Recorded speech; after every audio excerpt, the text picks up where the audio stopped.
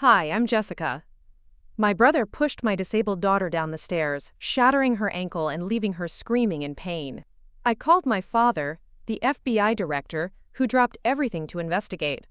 And when I arrived at the hospital, my brother looked me dead in the eye and said, "It was just an accident." But that wasn't the worst part. The worst part was discovering he'd been hurting her for years. And what happened next? It didn't just change our family. It shattered everything I thought I knew about blood ties, loyalty, and being a mother. Before we jump back in, tell us where you're tuning in from, and if this story touches you, make sure you're subscribed, because tomorrow I've saved something extra special for you. It was 8:37 p.m. when my phone lit up with Emily's ringtone. At first, I thought she was calling about homework help or permission for a weekend sleepover. The kind of ordinary calls that punctuate a mother's evening. But the screen kept flashing, insistent and unrelenting. I answered with a smile in my voice, "Hey sweetie, what's up?" What came back wasn't my daughter's laughter or teenage complaints. It was raw, primal sobbing that froze my blood. "Mom," she gasped between ragged breaths. "Uncle Mark, he pushed me down the stairs. I can't move my ankle, there's so much blood." My mind stuttered, trying to process her words. "What?" "Emily, slow down. Where are you right now?" "In the guest bathroom. I crawled here. I locked the door." Her voice dropped to a terrified whisper. "He's outside, saying it was an accident, that I'm overreacting." "Mom, I'm scared. It hurts so bad." I was already on my feet, grabbing my car keys, my body moving before my brain could fully comprehend. "I'm coming right now, Emily. Stay on the phone. Don't open that door for anyone but me." I'd left my daughter at my brother's house for the afternoon, a routine visit while I attended an important client meeting. Mark had volunteered to help Emily with her science project. She'd been excited about spending time with her favorite uncle, the one who always brought her books about space and marine biology. The one who'd helped design the special desk that accommodated her wheelchair on good days and her crutches on better ones. "Tell me exactly what happened," I demanded, my voice steadier than the earthquake inside me. Emily's breath hitched. "We were working on the project in the upstairs office. I got up to get some water. It was a good day. I was using just one crutch. He said something about me taking too long. When I was at the top of the stairs, he just shoved me. Hard. I couldn't catch myself. I heard banging through the phone. A fist on a door. 'Emily, open up. You're being dramatic.' My brother's voice, muffled but unmistakable. 'It was an accident. You tripped. Let me help you.' He's lying, Mom," Emily whispered, terror making her voice crack. "He's been lying for months." The world tilted sideways. "What do you mean, months?" "He gets angry when you're not around, grabs my arm too hard, accidentally knocks into my chair, says I'm a burden, that I'm ruining your life." Her voice broke completely. I thought maybe he was right. My tires screeched as I took a corner too fast. I was still 15 minutes away. My daughter was locked in a bathroom, terrified and injured, with my brother, my own flesh and blood, outside the door. I made another call without hesitation. "Dad, it's Jessica. I need you. It's Emily." My father answered on the first ring, as he always did. "Mark hurt her. She's locked herself in his bathroom. I'm driving there now, but I'm 10 minutes away," he said, no questions asked. "I'll call it in officially." Stay on with Emily. My father, Robert Callahan, had spent 30 years climbing the ranks of the FBI before being appointed director 3 years ago. He was a man of few words and decisive action, and his only granddaughter was his world. I switched back to Emily. "Grandpa's coming, sweetheart. He's closer than I am." "Just stay put." "Uncle Mark's gone quiet," she whispered. "I think I hear him on the phone." Of course he was. Probably crafting his story, setting up his defense, preparing to gaslight us all. The rage that swept through me was primal, a mother's fury crystallized into something lethal. I gripped the steering wheel so hard, my knuckles blanched white. Emily, I need you to document everything. Can you take photos of your injuries with your phone? Already did, she said, her voice steadier now. Smart girl. My brave, brilliant girl. And I saved the texts. What texts? The ones where he told me not to tell you about the other times. That it would break your heart.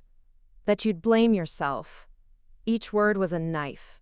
I had raised my daughter alone since she was 3, after her father decided a child with a progressive neuromuscular condition was more than he'd signed up for. Mark had been my rock then, helping with childcare, accompanying us to specialists, advocating for Emily's accessibility needs at school. When had that changed? When had he become someone who would hurt a disabled teenager and then blame her for it? Through the phone, I heard a commotion. Firm knocking, a deep authoritative voice. FBI. Open the door, Mark. My father had arrived. Emily's relief was audible. Grandpa's here, Mom. I'm 5 minutes away, baby. I'm coming. Preparing and narrating this story took us a lot of time, so if you are enjoying it, subscribe to our channel. It means a lot to us. Now back to the story. The scene I walked into would haunt my nightmares for years to come. Emily was being lifted onto a stretcher by paramedics, her face ashen beneath her freckles, right ankle swollen grotesquely. Her arm bore fingerprint bruises, stark and damning against her pale skin. My father stood in the foyer, ramrod straight in his suit, despite having clearly come straight from the office. His face was a mask of controlled fury, as he supervised 2 agents taking photographs of the staircase, the blood spatter on the hardwood floor. And Mark, my brother, my only sibling, sat on the couch, expression shifting between indignation and calculation. When he saw me, he stood. Jess, this is completely insane. She tripped. You know how clumsy she gets when she's tired. I walked past him without a word and went straight to Emily, taking her hand carefully between mine. Her skin was cold, clammy. The ankle's definitely broken, the paramedic told me quietly. Multiple fractures. She'll need surgery. There's a laceration on her forehead that will need stitches, and we're concerned about possible concussion. I nodded, numb. I'm coming with you. Of course. As they prepared to move her, Emily squeezed my hand hard. Mom, she whispered, check my phone. The passcode is Grandpa's birthday. I saved everything. I slipped her phone into my pocket just as Mark approached, his face a mask of concerned uncle. Emily, I'm so sorry you got hurt, he said, voice dripping with sincerity. I wish you'd be more careful on those stairs. My daughter's eyes, so like mine, hardened. I didn't trip, Uncle Mark. His smile didn't falter, but something cold slithered behind his eyes. Concussions can confuse memory, sweetheart.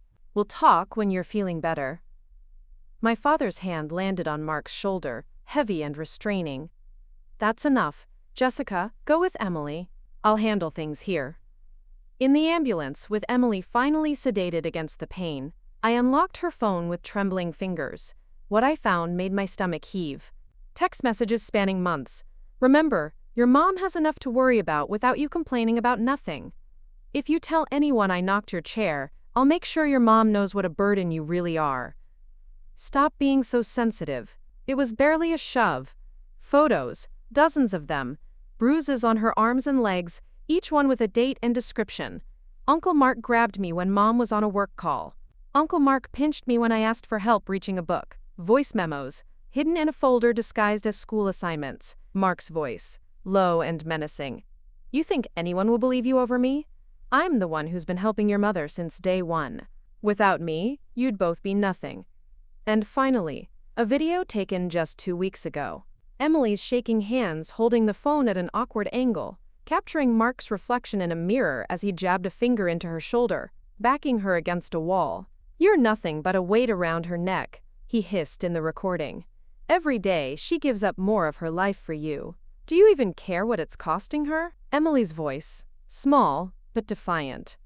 My mom loves me. Your mom is trapped, and we both know it. I put the phone down, my vision blurred with tears of rage. The paramedic pretended not to notice, as I struggled to breathe normally. to push down the scream building in my chest. At the hospital, everything moved with the strange dual speed of emergency situations. Frantic activity punctuated by endless waiting. X-rays, CT scans, consultations with the orthopedic surgeon, forms to sign, insurance cards to present. Emily was wheeled into surgery 3 hours after we arrived.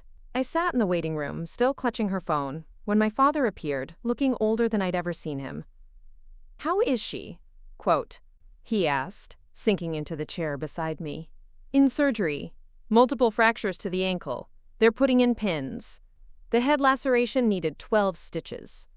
My voice sounded distant, clinical, a defense mechanism against the tsunami of emotion threatening to drown me. "She also has a mild concussion, but the CT scan didn't show any bleeding." Dad nodded, his jaw working. "Mark's been taken in for questioning. Not by me, of course.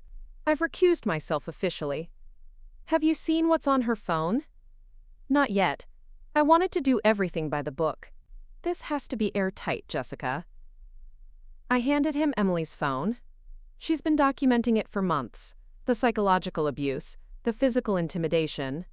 Today wasn't an isolated incident. He took the phone, his weathered hands steady, even as his face darkened with each swipe of his thumb. When he finally looked up, his eyes, the same gray-blue as mine, as Emily's, were glacial. "When did he change?" I whispered. "When did my brother become someone who could terrorize a disabled child?" My father's silence was heavy with the weight of someone measuring their words carefully. "I don't think he changed, Jess. I think this was always in him, just waiting for the right circumstances." "What circumstances?" Emily adored him. I trusted him completely. "Power," Dad said simply. "Control. Mark's always needed both. Remember how he treated your toys when you were kids? Your pets? There were incidents when you were too young to remember." I stared at him, uncomprehending. "What incidents?" "Your hamster didn't escape when you were 6. Mark killed it because you were paying more attention to it than to him." His voice was flat, factual. "Your mother and I got him into therapy. We thought it had helped." The room seemed to tilt. "Why didn't you ever tell me?" "Because he was 9 years old, and the therapy seemed to work. By the time you were teenagers, he appeared to have developed empathy, conscience. We monitored him carefully, but there were no more red flags." He rubbed his face wearily. "I should have seen this coming. When Emily was born, he was so invested in being the perfect uncle. Too invested. Then when her condition was diagnosed, he became even more entrenched in your lives. He was helping us." I protested weakly. "He was controlling you," my father corrected gently, "making himself indispensable, creating a dependency. I suspected something wasn't right the last few times I visited." Emily flinched when he moved too quickly. She went quiet when he entered a room. I thought back, memories reshaping themselves with this new lens. Mark insisting on driving Emily to physical therapy. Mark volunteering to stay with her when I traveled for work. Mark gradually isolating us from other support systems. Criticizing the babysitters I hired. Finding fault with Emily's friends. Subtly discouraging me from dating. "Why didn't you say something?" I asked, the question barely audible. "I tried, in my way. Remember when I suggested installing security cameras in your house? When I offered to hire a live-in nurse for Emily instead of having Mark help so much? You were defensive. You couldn't see it." The shame that washed over me was corrosive. All those times Emily had seemed withdrawn after spending time with Mark. The mysterious bruises I'd attributed to her condition, to normal teenage clumsiness, her growing reluctance to be alone with him, which I'd dismissed as teenage mood swings. "I failed her," I whispered. My father's hand closed over mine. "No. Mark failed her. Mark failed you. Mark failed himself. You trusted your brother. That's not a crime. But now we make it right." "How? How do we make this right?" "We start by believing her. Every word, every accusation. We stand with her. Completely and without reservation." And then we make sure Mark never has the opportunity to hurt her. Or anyone else, again. A nurse appeared in the doorway. Miss Callahan? Your daughter's out of surgery. She's asking for you. I stood on shaky legs. I'll need to stay with her tonight. Of course. My father stood too, grim determination, hardening his features. I'll handle everything else. You focus on Emily. Dad? Tell the agents. Tell them I want to press charges. All of them. I want him prosecuted to the fullest extent. Already in motion. He hesitated, then added softly, You're doing the right thing, Jessica. It won't feel like it for a while.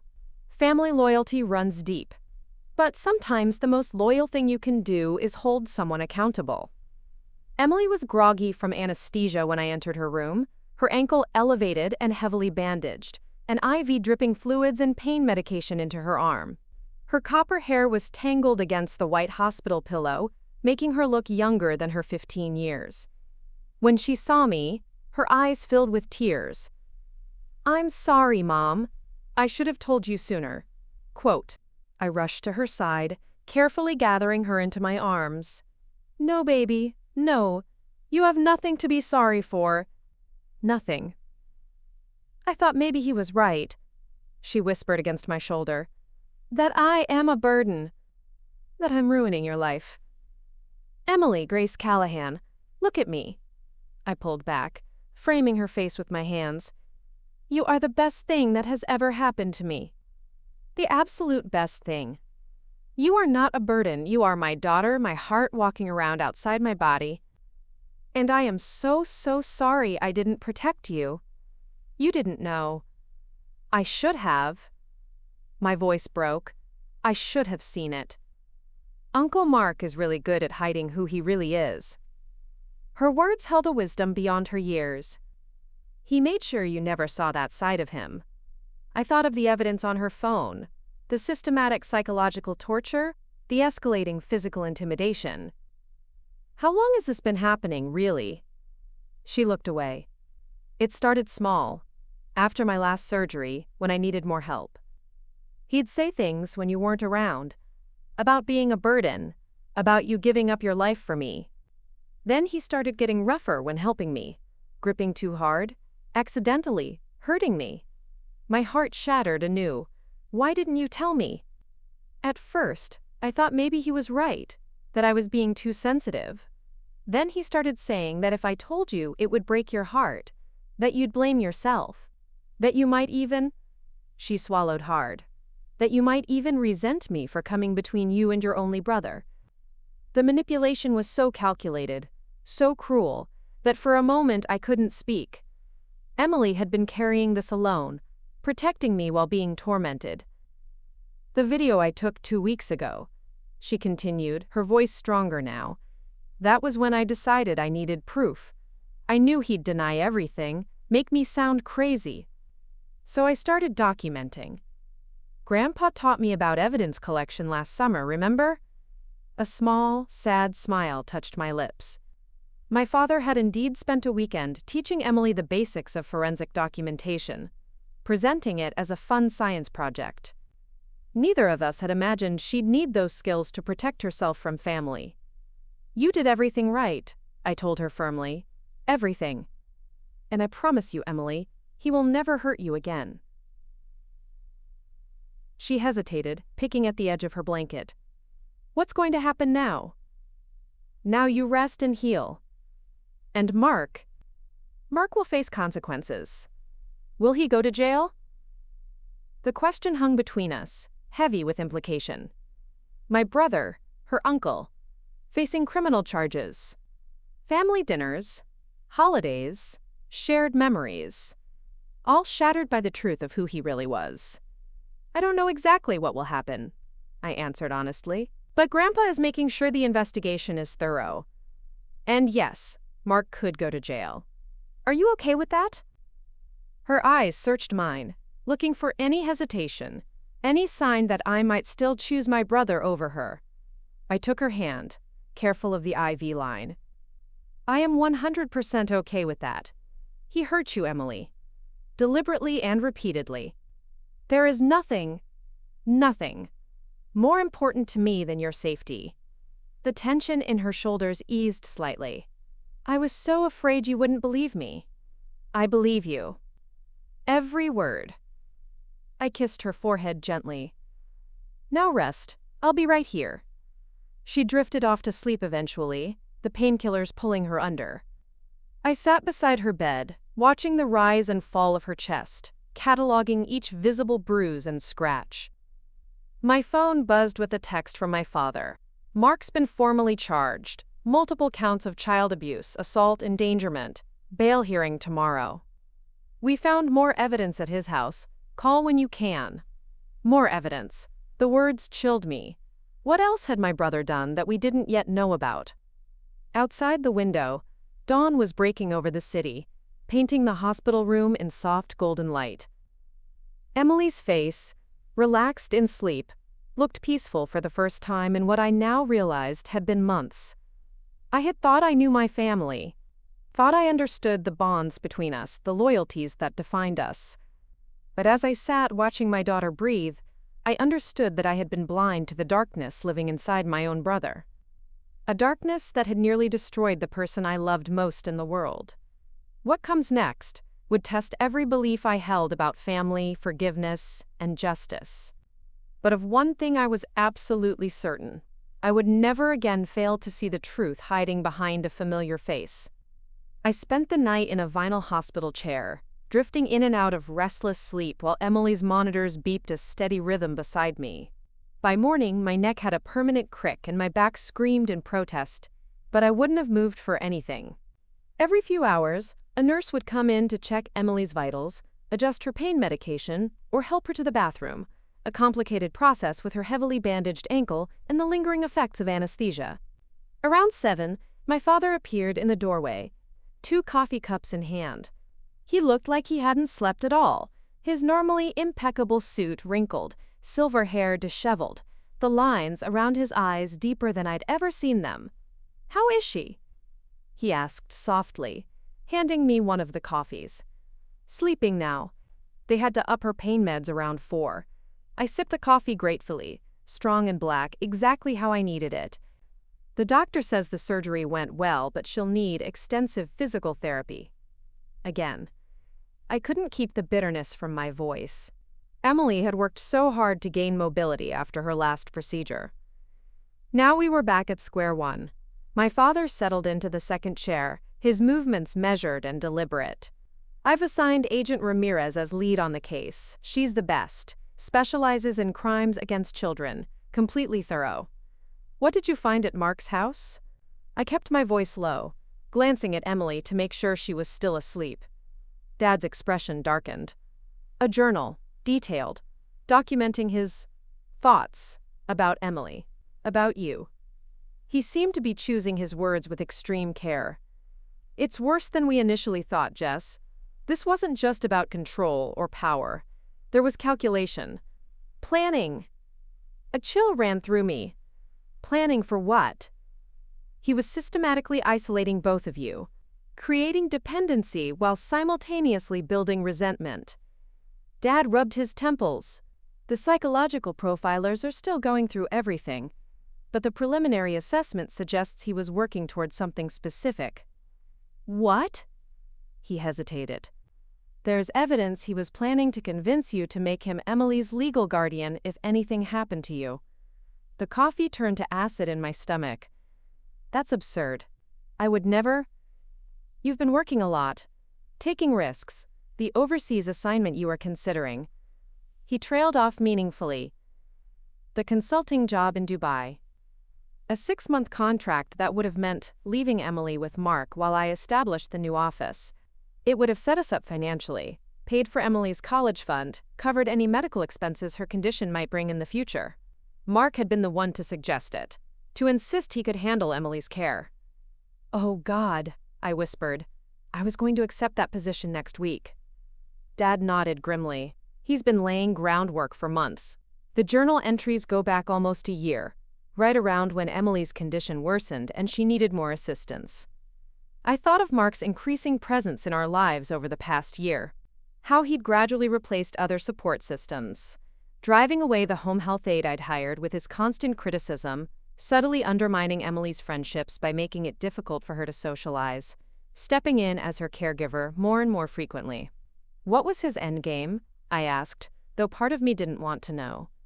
Control, most likely. Financial control of any trusts you set up for Emily. Decision-making power over her care. Dad's jaw tightened.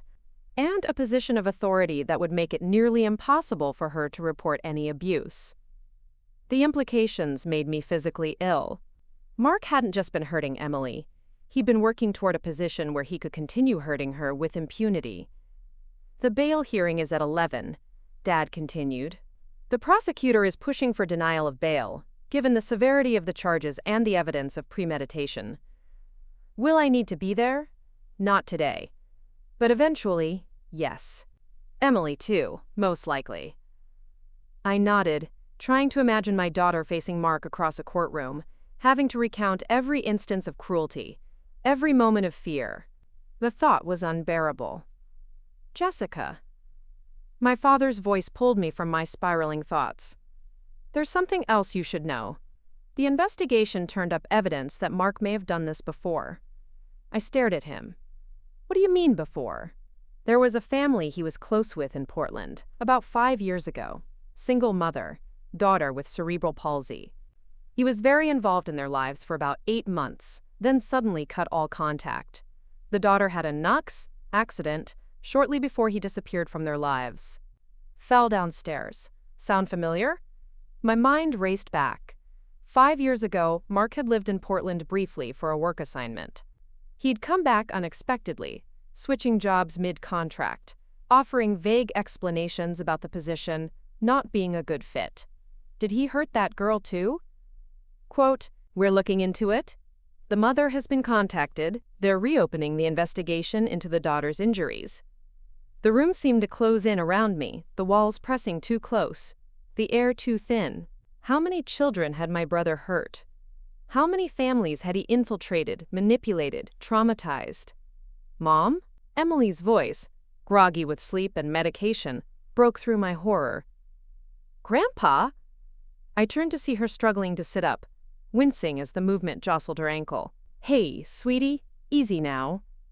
I helped adjust her pillows, tucking a strand of hair behind her ear. How's the pain? Like someone's still breaking my ankle, just slower.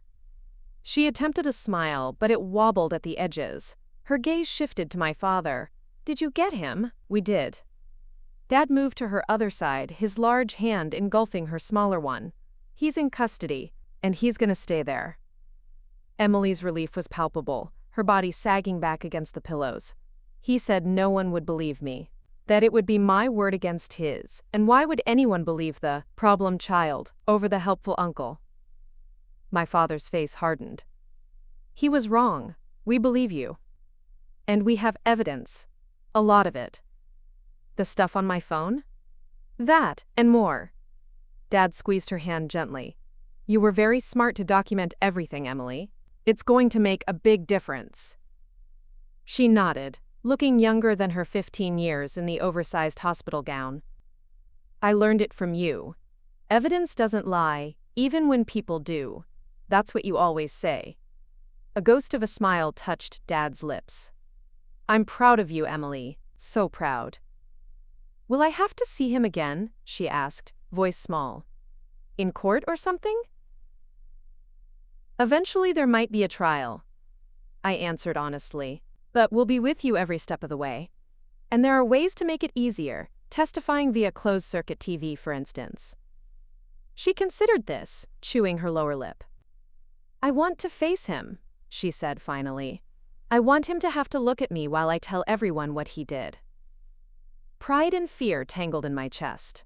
My daughter's courage was staggering, but the thought of her facing her abuser made every maternal instinct scream in protest. We'll cross that bridge when we come to it, I said, smoothing her blanket. Right now, you focus on healing. The doctor arrived then, clipboard in hand, to check Emily's progress. My father stepped out to take a call, and I moved to the window to give the doctor space to examine Emily's incisions. Outside, the hospital parking lot was filling with the day shift arrivals.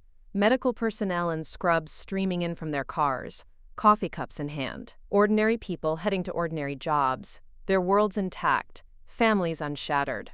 My phone buzzed with a text from my mother. Just landed, coming straight to the hospital. How is she? My parents had divorced when I was in college, their relationship a casualty of my father's demanding career. They remained cordial but distant, connecting only for major family events. That my mother had caught the first flight from Arizona spoke volumes about the severity of the situation. I texted back a brief update, then turned as the doctor finished her examination. "The incisions look good," she said, making notes on her clipboard. "No signs of infection. The orthopedic team will be by later to discuss the recovery plan, but we're looking at 6 to 8 weeks in a cast, followed by physical therapy." "When can I go home?" Emily asked. "Tomorrow, if all continues well. You'll need help at home, though. Limited mobility, no weight bearing on that ankle for at least 4 weeks." I nodded, already mentally rearranging our lives. I'd need to take leave from work, rearrange our apartment to accommodate a wheelchair again, schedule home healthcare visits. After the doctor left, Emily turned to me, her expression troubled. "Mom, where are we going to go? We can't go back to our apartment." The question caught me off guard. "Why not? Uncle Mark has keys. He knows the security code." Her hands twisted in the blanket. "He's been in my room when I wasn't home." I could tell things were moved. Another violation I hadn't known about. My skin crawled at the thought of Mark wandering through our home, touching Emily's things, invading our private space. "We'll change the locks. The security codes, too." But even as I said it, I knew it wouldn't be enough. Emily would never feel safe there again.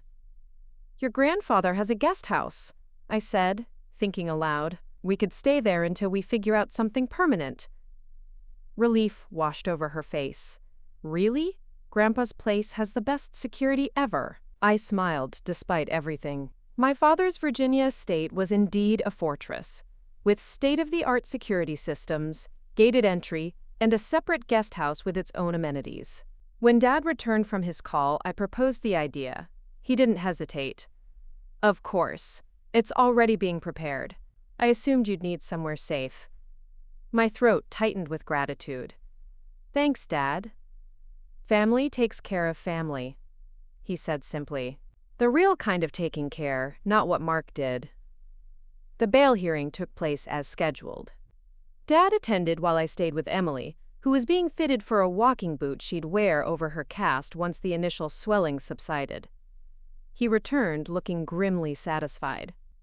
Bail denied. The judge cited flight risk and danger to the victim. So he stays in jail until the trial? Unless his lawyer pulls off a miracle on appeal. But the evidence is strong, and the prosecutor is personally invested. She has a daughter Emily's age. A small weight lifted from my shoulders. Mark behind bars meant Emily was safe, at least for now.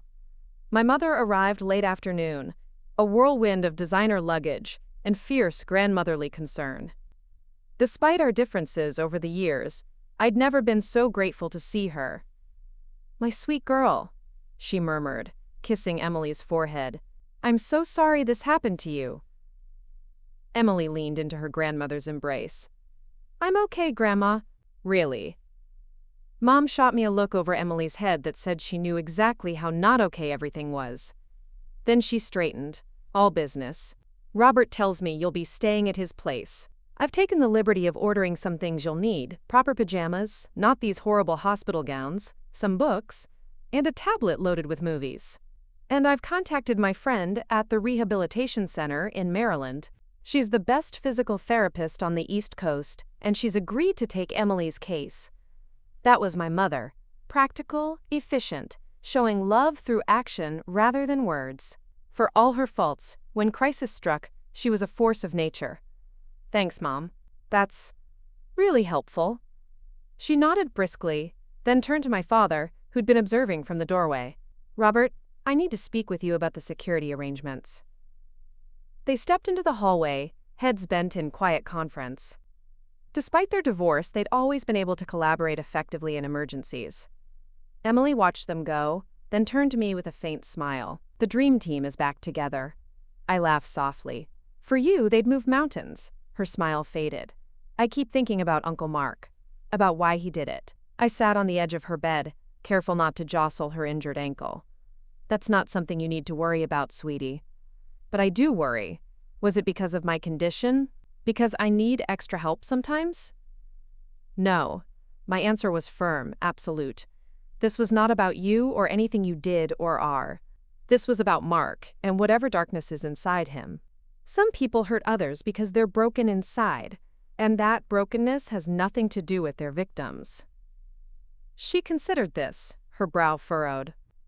I feel stupid for not telling someone sooner, for believing him when he said no one would believe me.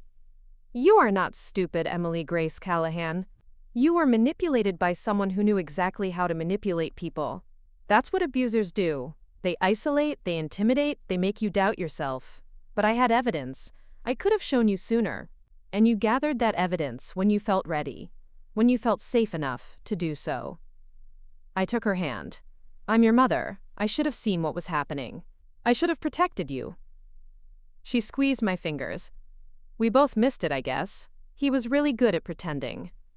The simple wisdom in her words struck me to the core. Yes, Mark had been extraordinarily skilled at presenting one face to the world while hiding his true nature.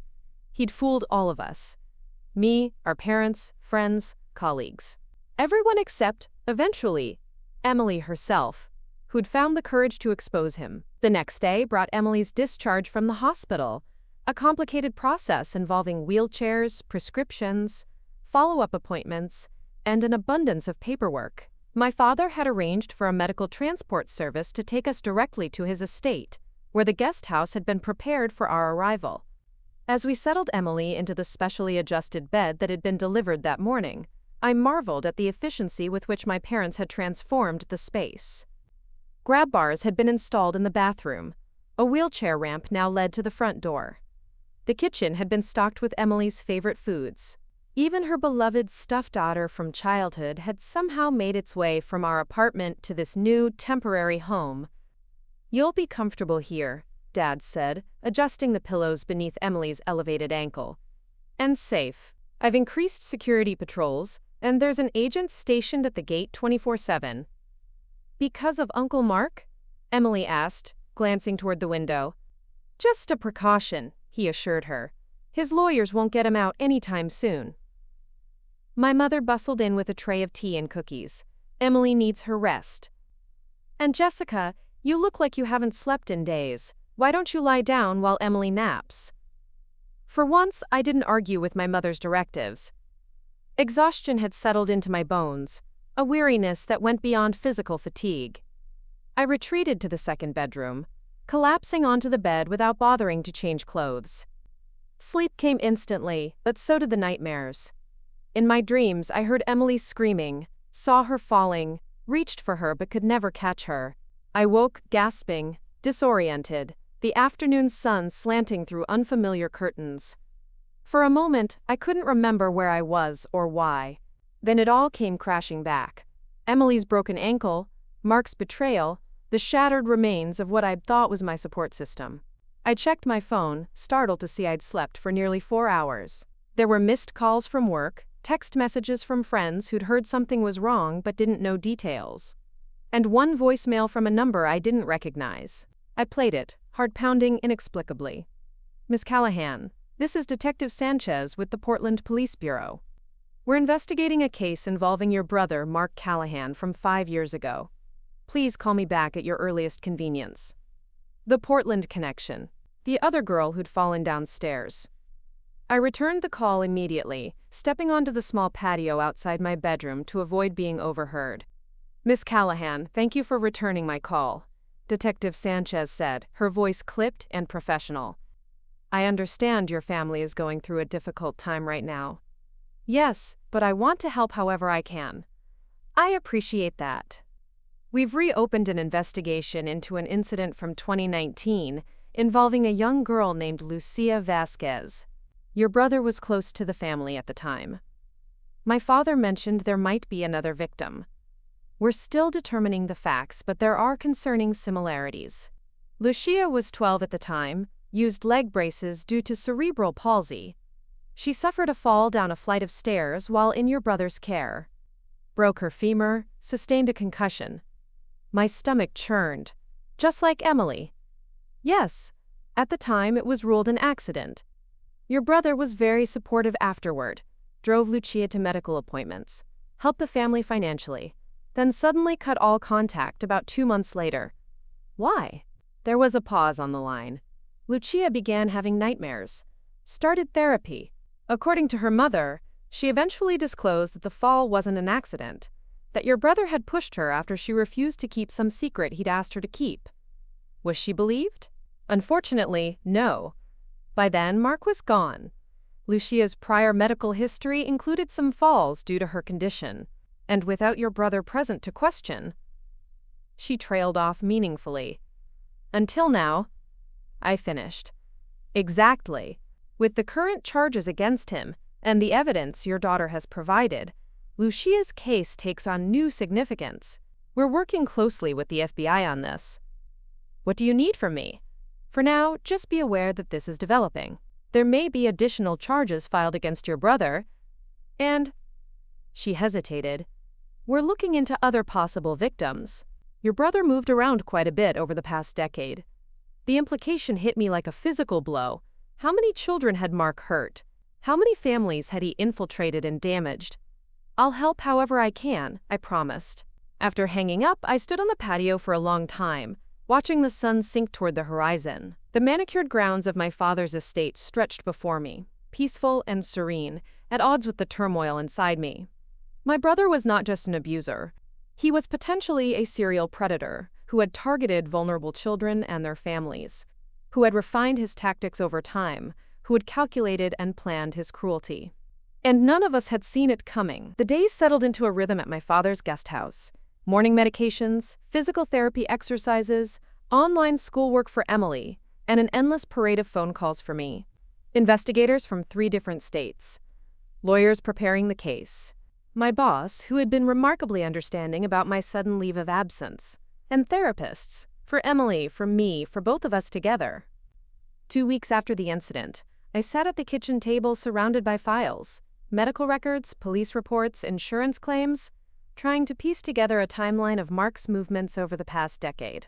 My father had pulled strings to get me copies of everything, believing that understanding the full scope of my brother's actions would help me process what had happened. Mom? Emily called from the living room where she was propped on the couch with her ankle elevated. Can you help me with something? I set down the file I'd been reading, a disturbing psychiatric evaluation of Mark from his childhood that my parents had kept hidden, and went to her. What's up, sweetie? She had her laptop open, a blank document displayed on the screen. I'm supposed to write about a challenge I've overcome for this scholarship essay, and I can't figure out what to say. I sat beside her, careful not to jostle her injured leg. You've overcome plenty of challenges. Your condition, for starters. She shook her head. That feels like… I don't know, like I'd be using it for sympathy points or something. It wouldn't be. It's part of your story. I know, but… She hesitated, her fingers hovering over the keyboard. I was thinking about writing about Uncle Mark. About what happened. Is that crazy? My first instinct was to say yes, absolutely crazy, too raw, too fresh, too painful. But I paused, considering. It's not crazy, but are you sure you're ready to put that experience into words? Dr. Liu says writing about trauma can help process it. Emily had been seeing a child psychologist specializing in abuse survivors 3 times a week. And it feels important. Like it might help someone else who's being hurt recognize what's happening to them. Pride washed through me. This remarkable child who, even in her own pain, thought of how she might help others. If that's what you want to write about, I support you completely. She nodded, determination setting her jaw. I think I need to do this. For me and maybe for other kids like Lucia. The mention of the Portland victim's name startled me. You know about Lucia? Grandpa told me. She looked down, picking at a loose thread on her blanket. I asked him if Uncle Mark had hurt other kids. I needed to know if it was just me. My heart ached. Oh, Em. It was never ever about you. You know that, right? I know that here, she tapped her temple, but not always here. Her hand moved to her heart. Knowing about Lucia and the others, it helps, somehow. Makes me feel less targeted. I settled beside her on the couch, pulling her against me in a gentle embrace. You're the bravest person I know, Emily Callahan. She leaned into me for a moment, then straightened, turning back to her laptop with renewed purpose. Will you read it when I'm done, before I submit it? Of course. I left her to her writing and returned to the kitchen, but found I couldn't focus on the files anymore. Instead, I stepped outside onto the patio, breathing in the crisp autumn air. The guest house was situated on the far edge of my father's property, backing up to a small wooded area that blazed with fall colors: crimson maples, golden oaks, the deep bronze of late-season ferns. My phone buzzed in my pocket. A text from my father, news on the Portland case. Coming over. He arrived 20 minutes later, dressed in his usual impeccable suit despite it being Saturday. One look at his face told me the news wasn't good. What happened? I asked, as soon as he stepped inside. Let's sit. He gestured toward the kitchen table, away from the living room where Emily was still engrossed in her essay. I followed him, dread building in my chest. Just tell me, Dad. He sank into a chair, suddenly looking every one of his 68 years. The Portland DA has decided not to file charges in Lucia Vasquez's case. What? Why not? Insufficient evidence? It's been 5 years. The physical evidence is long gone, and it comes down to the word of a child with a history of falls against a man who, at the time, had no record. Anger flared hot and bright, but now we know what he is. We have Emily's evidence, his journal, everything, which will be used in our case, not theirs. My father's voice remained measured, controlled, though I could see the same anger burning behind his eyes. The good news is that Lucia's testimony will be admissible in Emily's case to establish pattern and intent. The prosecutor is confident it will strengthen our position significantly. That's not good enough. I stood, pacing the small kitchen. What about justice for Lucia? What about all the nightmares she's endured? The years of not being believed? I know, Jess. Believe me, I know. He rubbed his forehead wearily. The system isn't perfect. Sometimes the best we can do is ensure there are no more victims. I sank back into my chair, deflated. Have you told the Vasquez family? Number, I thought. I thought you might want to. The suggestion caught me off guard. Me? Why? Because you understand what Teresa Vasquez is going through in a way no one else can. Mother to mother. And because I think it might help you both to connect. I considered this.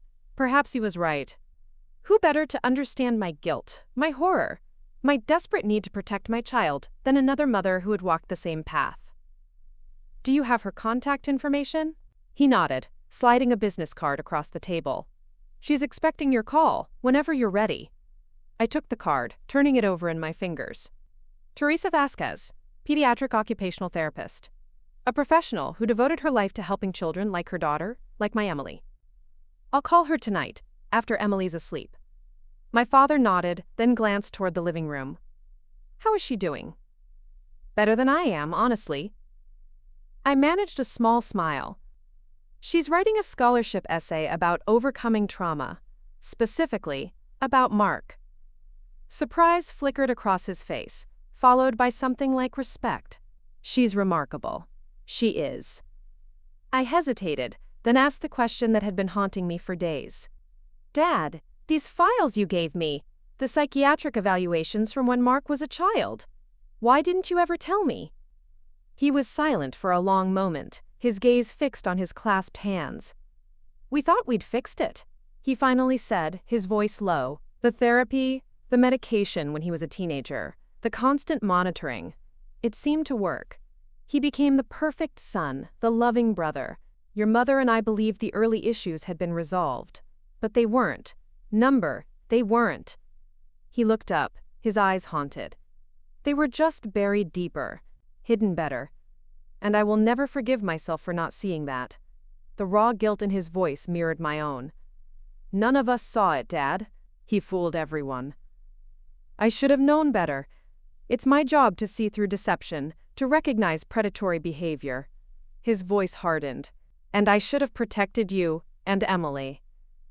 We sat in silence for a moment, each carrying our own burden of guilt. Then I reached across the table and covered his hand with mine. We can't change what happened. All we can do now is make sure he never hurts another child and help Emily heal. He nodded, squeezing my hand briefly before releasing it. There's something else you should know. Mark has agreed to a psychiatric evaluation as part of his defense strategy. His lawyer thinks they can argue diminished capacity. A cold wave of dread washed over me. They're going to say he's mentally ill? That he couldn't help himself? They'll try. But the prosecution has the childhood records, the journal entries showing premeditation, and they have Emily's evidence showing clear, calculated abuse over time. He shook his head. It won't work, Jess, but you should be prepared for the attempt. The thought of Mark using mental illness as a shield for his deliberate cruelty made me physically ill. I'd seen his journal entries, methodical, precise, utterly aware of the harm he was causing. There had been no break from reality, no psychotic episode driving his actions. Just cold, calculated malice. When is the evaluation? Next week. We'll know more after that. He stood, straightening his jacket. I need to get back to the office. Will you be all right? I nodded, though I felt anything but all right. We'll be fine. Emily has PT later and Mom's coming over for dinner. Your mother mentioned that. A faint smile touched his lips. She's bringing homemade lasagna. The normality of the statement, my mother cooking, family dinner, struck me as surreal in the midst of everything else. Yet it was also comforting, a reminder that some pieces of our lives remained intact. After Dad left, I checked on Emily, who was still writing, her face set in concentration. Not wanting to disturb her, I retreated to my bedroom and closed the door before dialing Teresa Vasquez's number. She answered on the second ring. Teresa speaking. Ms. Vasquez? This is Jessica Callahan, Emily's mother. A moment of silence then. Thank you for calling, Ms. Callahan. I've been hoping to speak with you. Please, call me Jessica. I sat on the edge of my bed, suddenly unsure what to say next. How did one begin a conversation like this? I wanted to apologize. For what my brother did to your daughter. You have nothing to apologize for. Her voice was gentle but firm. You didn't know. None of us knew what he was capable of. Still, I can't help feeling responsible. He's my brother. And my daughter's godfather. She countered quietly. He was my closest friend for nearly a year. I let him into our lives, trusted him completely with Lucia. If anyone should have seen through him, it was me. The parallels were painful, validating. How is Lucia now? A long pause. Struggling. She's 17 now. The nightmares come and go. She was doing better until all this resurfaced. Her voice caught slightly. But she's strong. She has good days. And knowing that someone finally believes her, that's been healing for her. Emily would like to talk to her if that's something Lucia would be open to. I think that might be good for both of them eventually. Teresa's voice softened. How is Emily doing? Physically, she's healing well. Emotionally, it's day by day. She's writing about it now, actually. Trying to process it through words. That sounds like a healthy approach. Lucia paints. Dark stuff, sometimes, but it helps her express what she can't say. We talked for nearly an hour, sharing the details of our children's recoveries, the legal proceedings, the practical challenges of helping a child heal from betrayal. By the time we said goodbye, I felt lighter somehow, less alone in navigating this nightmare. We should meet when you're ready, Teresa said just before we hung up. The girls too. There's strength in connection. I'd like that, I agreed, meaning it. Preparing and narrating this story took us a lot of time, so if you are enjoying it, subscribe to our channel. It means a lot to us. Now back to the story. The next morning dawned clear and cool, the kind of perfect autumn day that normally would have found Emily and me at the park or farmers, Mark it. Instead, I woke to the sound of her voice, unusually animated, coming from the living room. I found her still on the couch where she'd slept.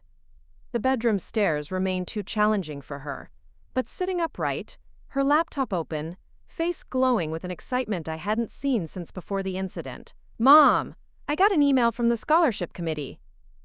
I settled beside her, still blinking sleep from my eyes. "Already?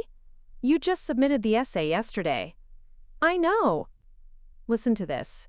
She read from the screen. "Dear Ms. Callahan, we are writing to express our profound appreciation for your scholarship submission.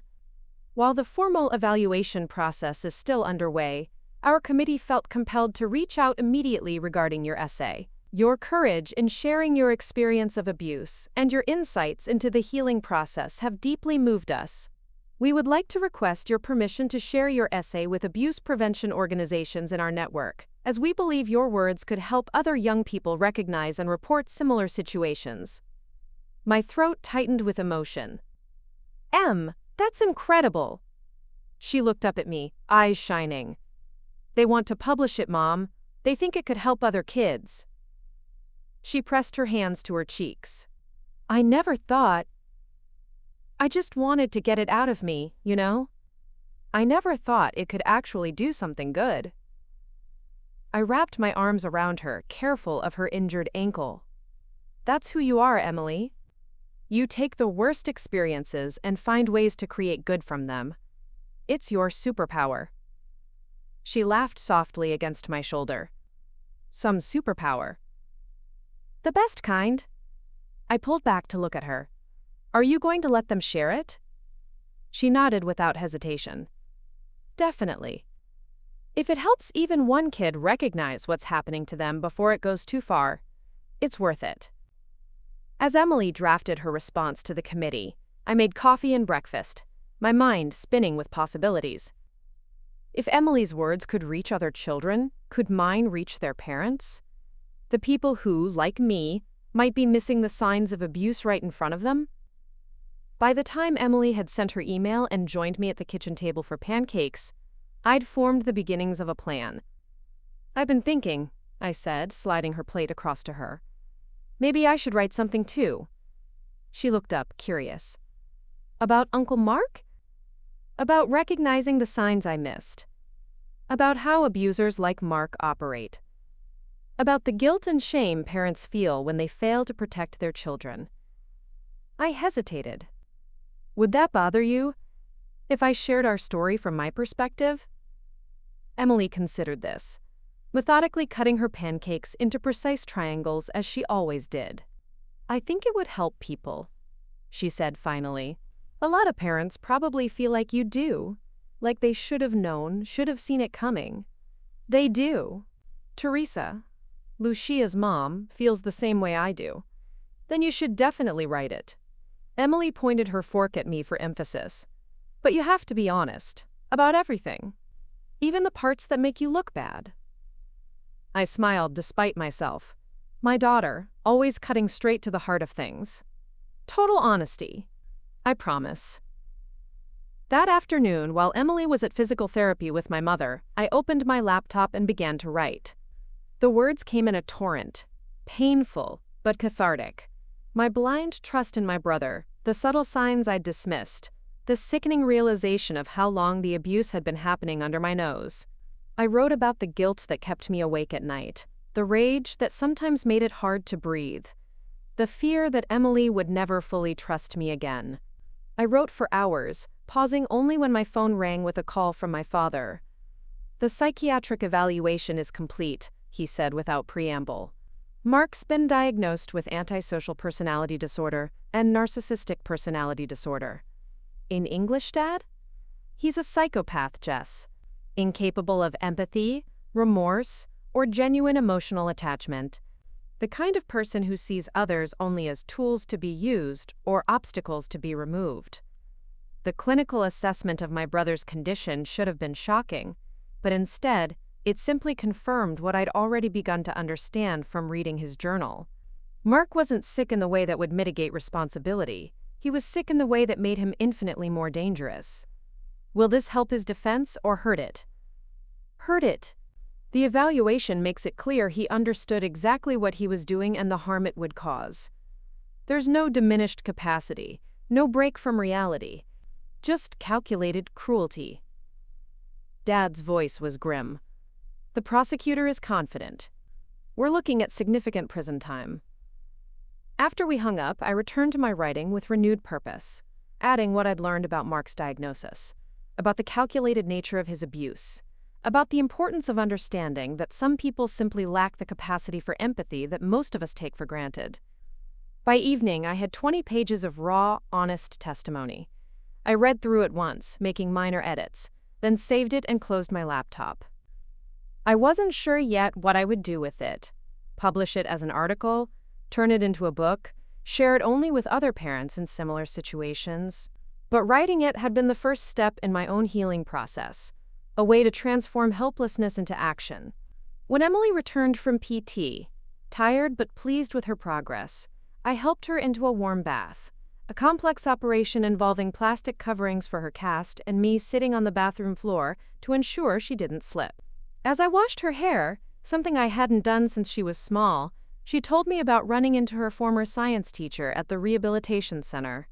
Mrs. Patel's husband had knee surgery, she explained as I rinsed suds from her copper curls. She asked about my scholarship essay. I told her they want to publish it. That's wonderful, Em. She was quiet for a moment, then said, she asked if you were doing okay, if you had support. The question caught me off guard. What did you tell her? That you're strong. That you're figuring it out. Emily turned slightly to look at me. But I've been wondering the same thing. You're always checking on me, making sure I'm processing everything. But who's checking on you? The simple concern in her voice brought a lump to my throat. I'm talking to Dr. Liu too, you know. And Dad. And your grandmother. In her way. Emily rolled her eyes at the mention of my mother, whose idea of emotional support involved casseroles and practical solutions rather than deep conversations. But are you actually telling them when you're not okay? When you're sad or scared or angry? I hesitated, struck by her insight. I'm trying to be strong for you. Mom. She gave me a look of such mature exasperation that I almost laughed. That's not how this works.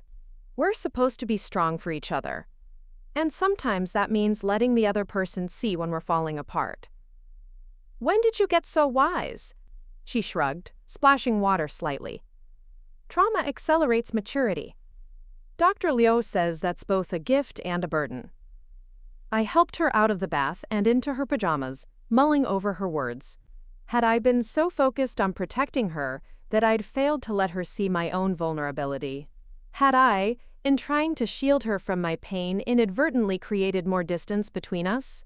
That night, after Emily was asleep, I sat on the patio beneath a sky scattered with stars and allowed myself for the first time to truly fall apart. I cried for the innocence my daughter had lost, for the brother I had thought I knew, for the trust that had been shattered.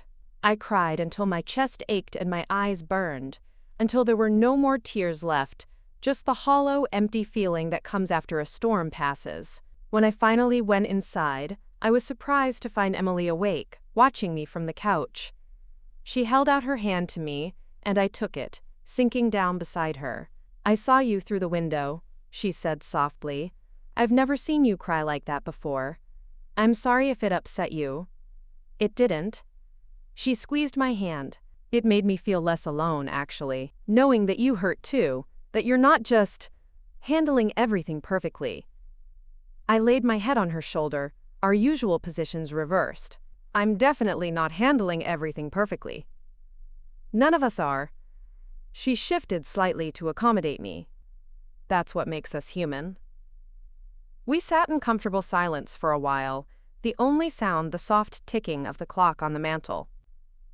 Then Emily said, I've been thinking about something Dr. Liu said in our last session.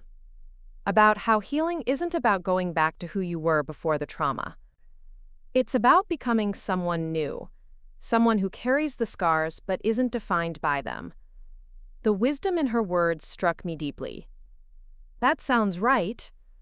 So who do you think will become, Mom? After all this? I considered the question carefully. I think you'll become someone even braver than you already are. Someone who uses her voice to help others. Someone who doesn't let fear stop her from living fully. And you? I'm still figuring that out. I smiled faintly. But I hope I become someone more honest, more willing to see truth even when it's painful, someone who never again mistakes silence for peace. Emily nodded, seeming satisfied with my answer. I like that. Truth over false peace.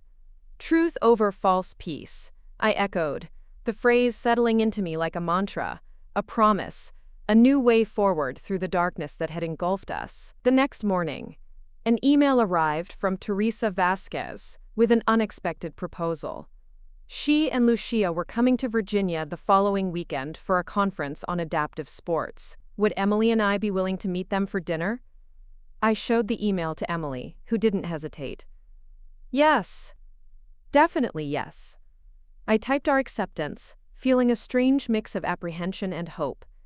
What would it be like to sit across from another family Mark had damaged? Would seeing Lucia, now close to the age Emily would be in 2 years, offer a glimpse into our future? Would it heal or hurt to share our stories face to face? As I hit send, I realized that regardless of how difficult the meeting might be, it represented something vital: connection. The very thing Mark had tried to destroy in his methodical isolation of our family. In fighting to rebuild our lives after his betrayal, perhaps the most powerful act of defiance was to reach out, to form new bonds, to refuse to remain isolated in our pain. Truth over false peace. Connection over isolation. These would be our guiding principles as we navigated the long road ahead, through Mark's trial, through Emily's physical recovery, through the psychological healing that would likely take far longer than either. The path forward wasn't clear yet, but for the first time since that night when Emily had called me, terrified and injured, I felt a genuine sense of hope. Not the fragile hope that things would return to normal, but the stronger, more resilient hope that we would build something new from the wreckage, something honest, something connected, something that honored both our scars and our strength. The restaurant Teresa had chosen was a small Italian place just outside Alexandria, with private booths and dim lighting that created intimate spaces for conversation. My father had insisted on having an agent stationed discreetly nearby, just a precaution, he'd said, but otherwise, this was to be a normal dinner between two families connected by extraordinary circumstances. Emily had spent the afternoon fretting over what to wear, finally settling on a green sweater that brought out her eyes and a pair of dark jeans that fit over her walking boot. I'd helped her style her hair and apply a touch of mascara, small rituals of normalcy that seemed more significant now than ever before. "Do I look okay?" she asked as we pulled into the parking lot, smoothing her sweater nervously. "You look beautiful," I assured her, reaching over to tuck a stray curl behind her ear. "And more importantly, you look like yourself." She nodded, taking a deep breath. "I'm scared," she admitted. "What if I don't know what to say to her?" Quote, "You'll find the words. Or maybe you won't need to say much at all." I squeezed her hand. Sometimes just being with someone who understands is enough. Inside, Teresa was already waiting, a slender woman with dark hair pulled into a neat bun, wearing a simple black dress and a cautious smile. Beside her sat a teenager who could only be Lucia, tall and willowy, with her mother's deep brown eyes and an elegant posture that didn't quite disguise the slight asymmetry of her shoulders, a common feature of cerebral palsy. Teresa stood as we approached, embracing me briefly before turning to Emily with warm recognition. "You must be Emily. I've heard so much about you." Emily smiled shyly. "Nice to meet you." Lucia remained seated, her gaze direct but not unfriendly. "Hey," she said simply, gesturing to the empty seats across from them. "The bread here is amazing." That simple, ordinary greeting seemed to break the ice. Emily relaxed visibly as she settled into her seat, arranging her walking boot carefully beneath the table. "How's the ankle?" Lucia asked, nodding toward Emily's boot. "Better. Still hurts sometimes, especially in the morning. But I can put weight on it now for short periods." Lucia nodded. "The physical part heals faster than the rest of it." The simple acknowledgement, from someone who truly understood, made Emily's eyes well with tears. She blinked them away quickly, reaching for a piece of bread. Yeah, that's what I'm finding out.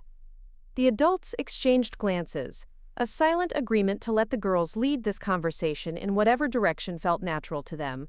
Mom says you wrote about it, Lucia continued, breaking a piece of bread into smaller and smaller pieces on her plate. About what he did to you? Emily nodded. For a scholarship essay. They're going to publish it in some newsletter for abuse prevention programs. That's brave. Lucia looked up, her gaze direct again. I never could. Talk about it publicly, I mean. It wasn't brave when I was writing it. It was just necessary. Like lancing an infection. Emily's hands moved in that expressive way they always did when she was working through a complex thought. The brave part came after, when they asked if they could share it. Would you? Lucia hesitated, then pushed forward. Would you let me read it sometime? Of course. Emily smiled, a real smile that reached her eyes. I'd like that. From there, the conversation flowed more easily than I could have imagined. The girls discussed their respective conditions, the different challenges, the similar frustrations, the well-meaning but clueless comments from strangers. They talked about school, about the scholarship Emily had applied for, about Lucia's plans to study art therapy after graduation. They carefully avoided mentioning Mark directly, dancing around the subject that had brought us together, until dessert arrived and Lucia suddenly asked, "Do you still have nightmares?" Emily nodded, setting down her fork. Not every night anymore. But when they come, they're bad. You? Less now. More like flashbacks during the day. Something will trigger it. A certain smell, or someone moving too quickly near the stairs. Lucia's voice was matter-of-fact, but her fingers trembled slightly as she spoke. My therapist says that's normal, that the brain needs to process the trauma, and sometimes it does that at inconvenient moments. Dr. Liu says the same thing. Emily hesitated, then added, does it help? Knowing he's locked up now? Lucia considered this. Yes and no. Yes, because he can't hurt anyone else. No, because… She trailed off, searching for words. Because he's still there in your head. Emily finished softly, taking up space he doesn't deserve. Exactly. Lucia's expression was a mixture of surprise and relief at being so perfectly understood. Like, physically he's in jail, but mentally, he's still stealing my peace. And I hate that. I hate it too. Emily's voice strengthened with quiet anger. I'm working on evicting him from my thoughts. Some days it's easier than others. While the girls talked, Teresa and I had our own parallel conversation about the challenges of supporting a child through trauma, about the complexities of the legal proceedings, about the guilt that still ambushed us in unguarded moments. I blamed myself for years, Teresa confided over coffee, for not seeing through him, for not believing Lucia immediately, for all the pain she endured while I was still figuring it out. I understand completely. I stirred my coffee absently. I keep going over every interaction, every moment when I should have noticed something was wrong. That's the trap, though. Teresa's voice was gentle but firm. The should-haves will eat you alive if you let them. They don't change anything, and they keep you stuck in a cycle of self-blame that helps no one, least of all our daughters. How do you move past it, then? She smiled sadly. I'll let you know when I figure it out completely. But what helps me is focusing on what I can control now. I can believe Lucia. I can support her healing. I can help her rebuild her sense of safety. I can't change what happened, but I can have a profound impact on what happens next. Her words resonated deeply, offering a perspective I hadn't fully considered. The past was unchangeable, yes, but the future remained unwritten. And while I couldn't erase Emily's trauma, I could be instrumental in shaping her recovery, her resilience, her path forward. You're helping me more than you know, I told Teresa as we were preparing to leave. Both of you. I glanced at Lucia, who was showing Emily something on her phone, their heads bent close together in the universal posture of teenage friendship. "It goes both ways," Teresa assured me. "This is the most animated I've seen Lucia in months. Having someone who truly understands. It's different from even the best therapy." We made plans to meet again the following weekend. The girls wanted to visit an art exhibition featuring works by disabled artists, and exchanged warm hugs before parting. As Emily and I drove home, I noticed a lightness in her that had been missing for too long. "I like them," she said simply, gazing out the window at the passing streetlights. "I do too." Lucia gets it. Not just the abuse stuff, but everything else too. What it's like to have a body that doesn't always cooperate. What it's like when people stare or ask stupid questions. She turned to look at me.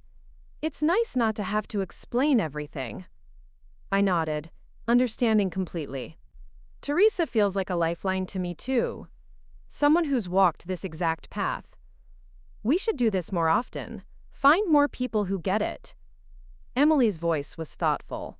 Not to dwell on the bad stuff, but to remind ourselves we're not alone in it. That sounds like an excellent plan.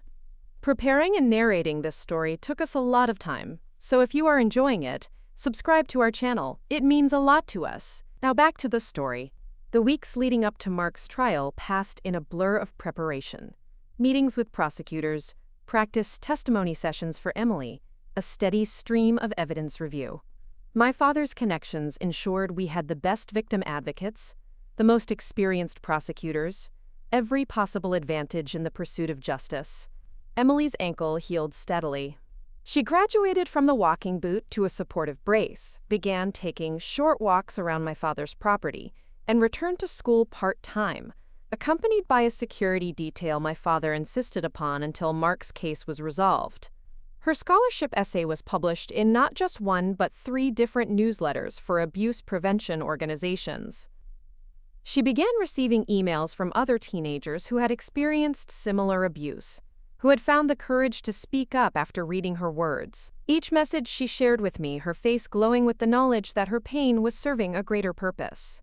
My own writing had evolved from those initial raw pages into something more structured, part memoir, part warning, part guide for parents on recognizing the signs of abuse I had missed. An editor friend who read the draft connected me with a literary agent who immediately saw its potential as a book that could help countless families. "This isn't just your story," the agent told me during our first call. "This is a roadmap for parents navigating one of the most terrifying terrains imaginable. It needs to be out in the world." I signed the contract the same day, committing myself to completing the manuscript within 6 months. Writing became my therapy, my purpose, my way of transforming helplessness into action. One evening, about a week before the trial was scheduled to begin, Emily found me on the patio, staring at my laptop screen, where I'd been trying to write a particularly difficult chapter about the day she called me from my brother's house. "Stuck?" she asked, settling into the chair beside me. I nodded, closing the laptop. Some parts are harder to revisit than others. She was quiet for a moment, watching a pair of cardinals flit between the trees at the edge of the property. "I've been thinking about forgiveness," she said finally. The word sent a jolt through me. "Forgiveness? For Mark?" "No," she shook her head firmly. "Not for him. Never for him. For us." "I don't understand." "I need to forgive myself," she explained, her voice soft but certain. "For not telling you sooner. For believing him when he said no one would believe me. For all the times I doubted myself." Quote. Her words struck me to the core. "Oh, Em. And you need to forgive yourself too." She turned to face me directly. "For not seeing it, for trusting him, for all the things you're beating yourself up about in that book you're writing." I stared at her, marveling at the wisdom in her young face. "When did you get so smart about all this?" "Therapy?" She smiled slightly. "Lots and lots of therapy. Dr. Lowe is worth every penny. She says forgiveness isn't about the other person. It's about refusing to let the pain keep poisoning you." Emily reached for my hand. "She also says it's a process, not a destination." that we'll probably have to choose forgiveness over and over again. I squeezed her fingers gently. I think she's right. So maybe that's what the book needs. Not just the warning signs and the horrible details, but also how to start forgiving yourself when you miss those signs. How to move forward without drowning in guilt. I looked at my remarkable daughter, struck once again by how much she had grown through this ordeal. Not just physically, but emotionally, spiritually, in her capacity for insight and compassion. You should be writing this book, not me, I told her, only half joking. Nope, that's your job. She stood, stretching carefully, still mindful of her healing ankle. I've got my own stories to tell. The morning of the trial dawned clear and cold, the kind of crisp autumn day that normally brings a sense of possibility. Instead, I woke with a leaden feeling in my chest, knowing what lay ahead for Emily, facing Mark across a courtroom, recounting the abuse in clinical detail, subjecting herself to cross-examination by defense attorneys. We dressed in the clothes the prosecutor had suggested, conservative but not severe, colors that conveyed strength without aggression. Emily wore a simple navy dress with a cardigan, her copper hair pulled back with a plain clip. I chose a gray suit that my father said conveyed competence and credibility. Ready? I asked as we stood at the front door, car keys in hand. Emily took a deep breath. As I'll ever be. The courthouse steps were crowded with reporters. Mark's case had attracted significant media attention due to his connection to the FBI director. My father had arranged for us to enter through a private entrance, shielding Emily from the cameras and microphones as much as possible. Inside, the prosecutor, a formidable woman named Diane Reynolds, waited for us in a small conference room. She had been working with Emily for weeks, preparing her for testimony, but today she focused on last-minute reassurances. Remember, Emily, just tell the truth. Answer exactly what's asked, no more and no less. If you don't understand a question, say so. If you need a break, tell me. She squeezed Emily's shoulder gently. You've got this. Emily nodded, her face pale but determined.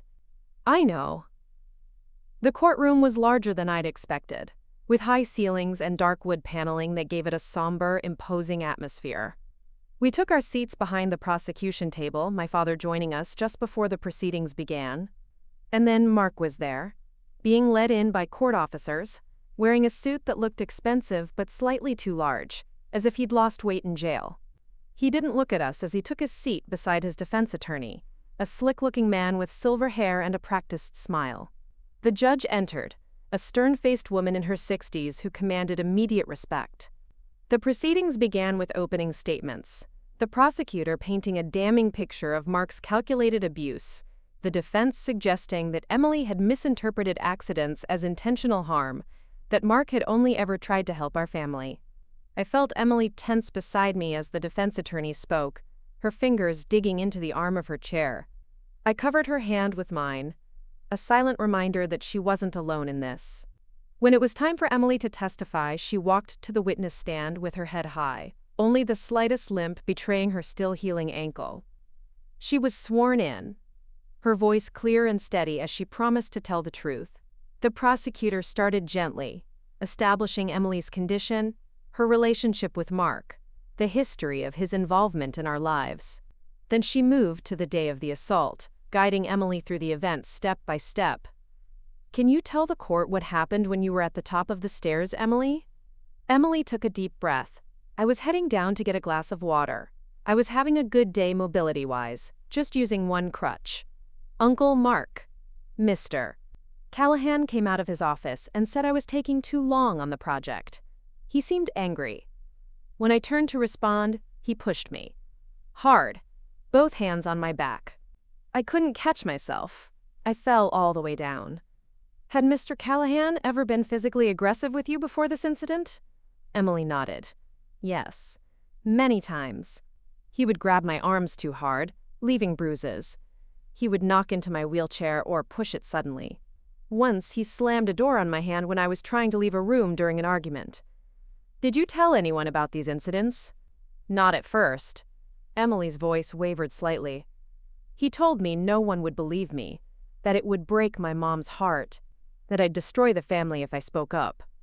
She paused, steadying herself. And I believed him. For a long time, I believed him. What changed, Emily? Why did you decide to call your mother that day? Because I was afraid he was going to kill me. The simple, stark truth of her statement hung in the air. The look in his eyes when he pushed me. It wasn't anger anymore. It was, I don't know how to describe it. Like I wasn't even a person to him. Just a problem to solve. The prosecutor nodded, her expression compassionate but professional. Thank you, Emily. I know this is difficult. Can you tell the court about the documentation you kept regarding Mr. Callahan's abuse? Emily described the photos, the voice recordings, the text messages, all the evidence she'd gathered in her desperate attempt to protect herself. As she spoke, the prosecutor displayed the evidence on screens, visible to the jury, the judge, and the gallery. The photos were devastating. Bruises in the shape of fingerprints on Emily's arms, a swollen wrist, a cut on her cheek from the door incident.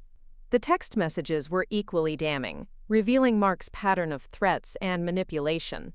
Throughout Emily's testimony, I kept my eyes fixed on her, trying to project strength and support.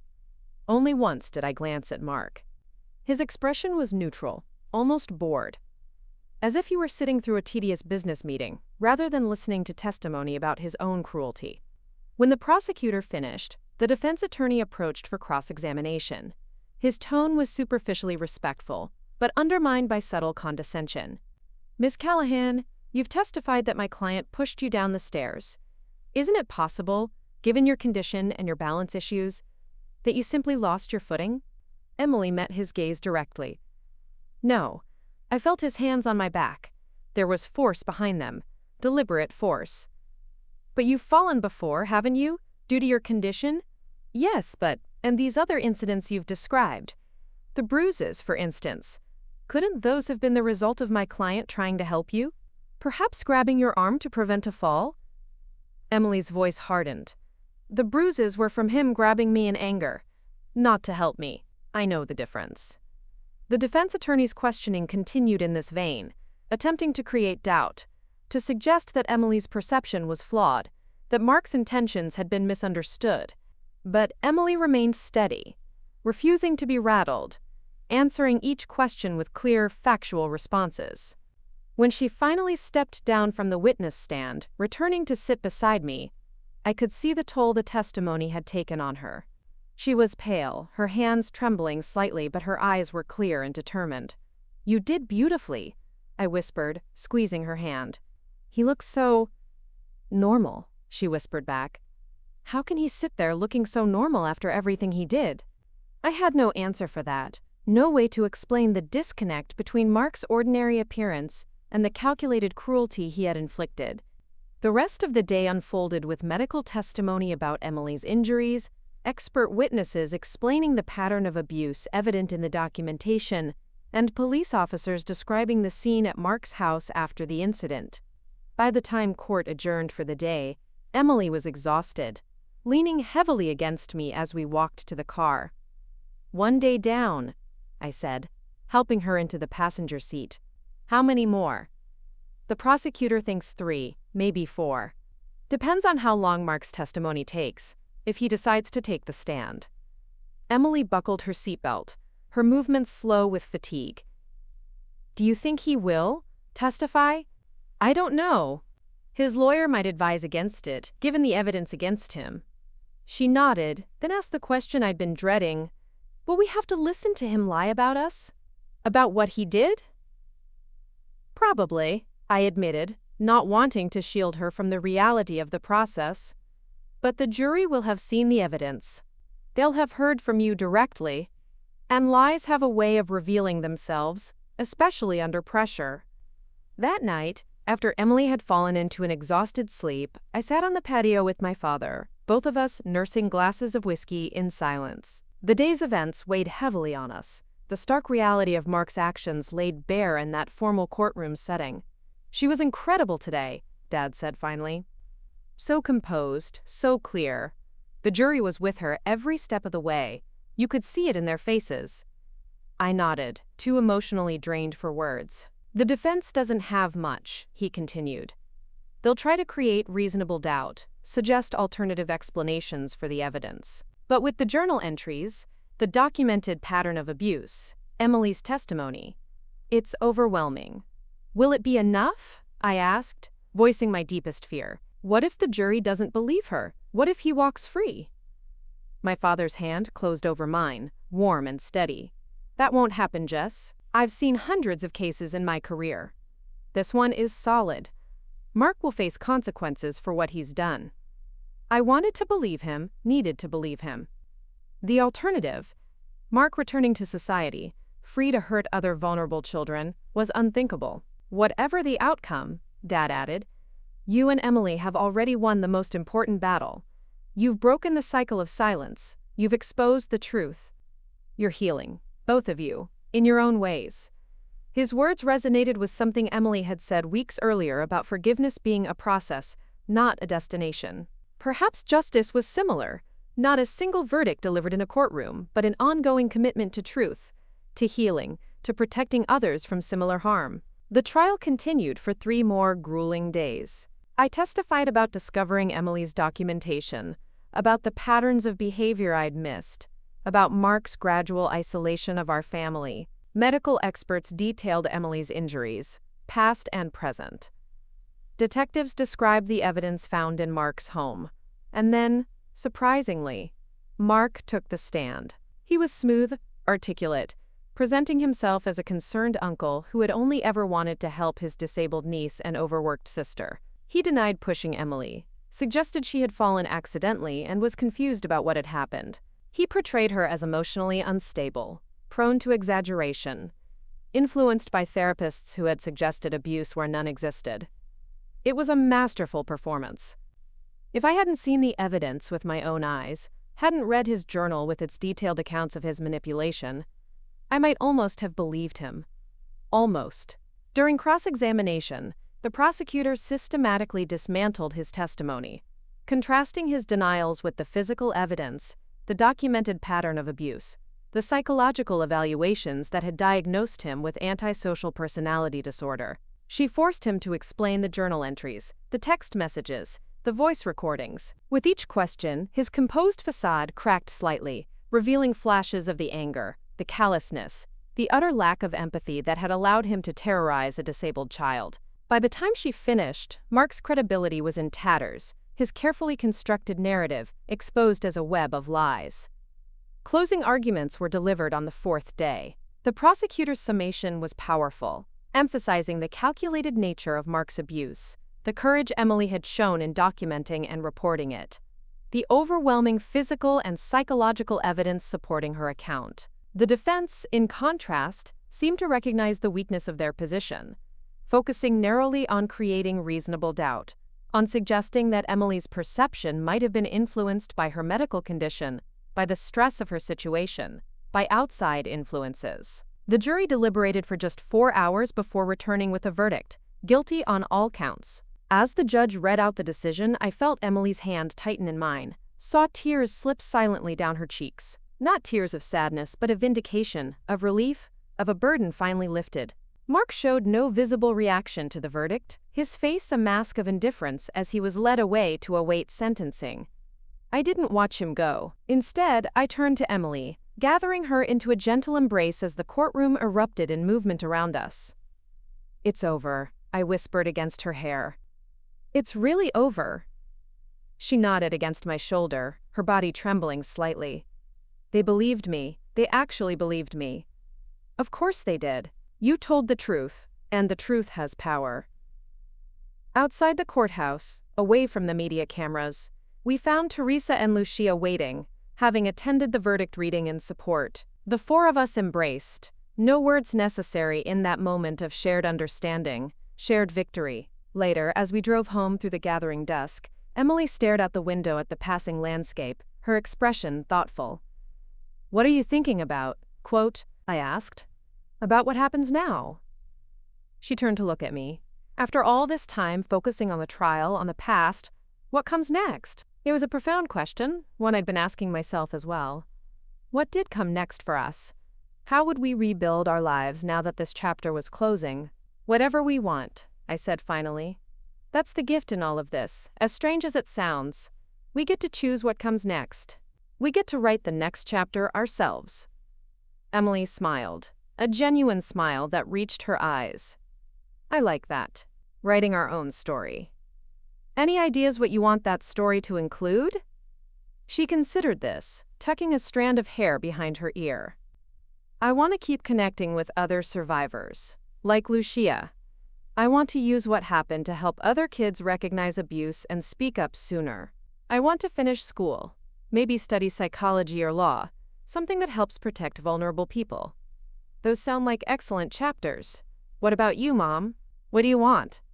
I thought about the book I was writing, about the newfound purpose I'd discovered in sharing our story, about the surprising strengths I'd uncovered in myself through this ordeal. I want to finish my book. I want to help other parents recognize what I missed. I want to rebuild our life together, a safer, more honest life. I glanced at her. And I want to watch you thrive, Emily. Not just survive, but truly thrive.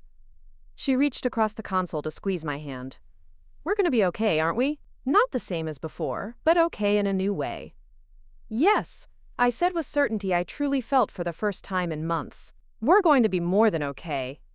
6 months later, at Emily's 16th birthday celebration, I looked around at the gathering in my father's garden. Emily and Lucia laughing with school friends. Teresa deep in conversation with my mother. My father grilling burgers with unexpectedly domestic skill.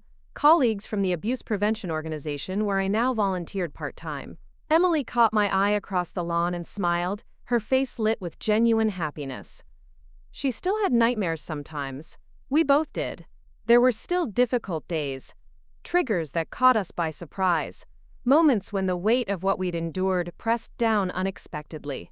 But there was also this laughter in the sunshine, a community built from the ashes of betrayal, a future stretching before us full of possibility rather than fear.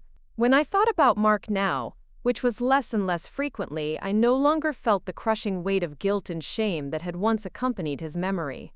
Instead, I felt a calm resolve to use what we'd learned from his betrayal to help others, to transform our pain into purpose, to refuse to let his actions define our lives. Emily had been right that day on the patio, talking about forgiveness.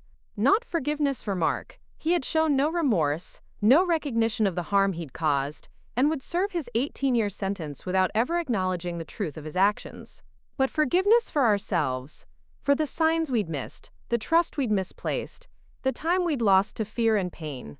That forgiveness wasn't a single decision but a daily choice, a continual release of the guilt and recrimination that threatened to anchor us to the past. And with each choice, each release, we moved further into the future we were creating together, a future built on truth, on resilience, on the unbreakable bond between a mother and daughter who had faced darkness and emerged stronger on the other side. Up next, you've got 2 more standout stories right on your screen. If this one hit the mark, you won't want to pass these up. Just click and check them out. And don't forget to subscribe and turn on the notification bell so you don't miss any upload from us.